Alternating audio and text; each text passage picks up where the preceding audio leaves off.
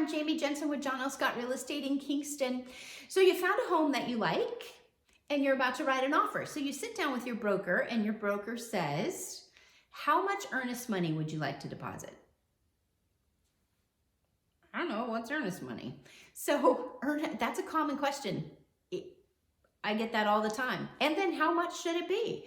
So earnest money essentially is the amount of money that you are willing to show to the seller and deposit with the escrow company that will show the seller how earnest or serious or committed you are to buy that home. It's essentially what you're willing to risk to have your offer accepted by that seller. So earnest money, when you write a check, gets written on the front page of your contract of how much that you're going to offer in earnest money. And earnest money is deposited within a few days of you getting under mutual acceptance on the purchase of the home. That money then goes and typically sits with the escrow company. And so the escrow company just puts it in the bank and it sits there and holds it until it comes time for you to close. If everything goes just fine on your transaction, you get to the closing table. Once you look at your closing statement, you're going to see the amount of down payment that you're bringing. You're going to see the amount of your loan that your lender is providing for you. And then you'll see a credit on there too for your earnest money. So that gets credited to you at closing. You don't lose it. It's all just money that's sitting there in the bank waiting for you to show up. So what could happen to your earnest money?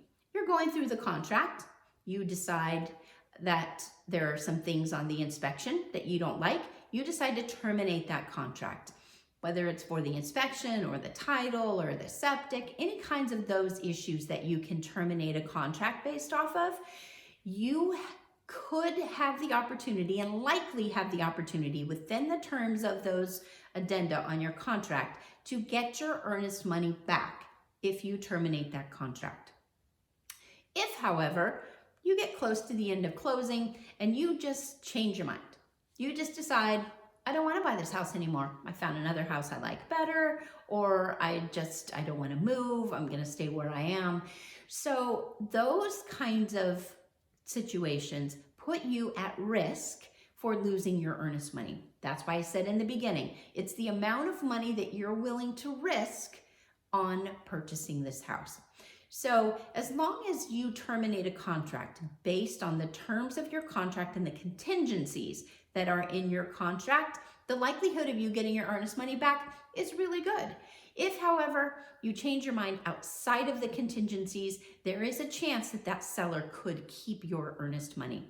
Doesn't happen all that often, but it could happen occasionally. It's just something to think about and keep in mind.